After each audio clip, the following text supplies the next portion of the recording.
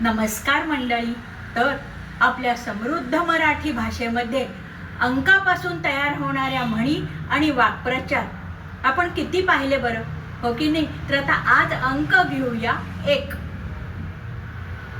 घाव दोन तुकडे, एक ना धड भाराभार चिंध्या, एका हाताने टाळी वाजत नाही, एका दगडात दोन पक्षी मारणे, आंधळा मागतो एक डोळा, देव देतो दोन डोळे, ओठात एक पोटात एक, एकाच म्यानात दोन तलवारी राहत नाहीत, एकाला लागली चट उठले 12 भट, एका पायावर तयार असणे, एकाचे दोन करून सांगणे, कावळा बसायला आणि फांदी मोडायला एकच गाठ पडणे, एक पाय तळ्यात एक पाय मळ्यात, करायला गेलो एक अन झाले भलतेच, एकानी गाय मारली म्हणून दुसऱ्यांनी वासरू मारू नये,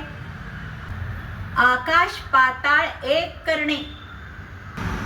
मंडळी, ही होती काही उदाहरणं एक या अंकापासून तयार होणाऱ्या म्हणी आणि वाक्प्रचाराची. आवडली असल्यास लाईक, शेअर, सबस्क्राईब करा आणि हो, तुम्हाला काही आठवले तर कॉमेंट करायला विसरू नका.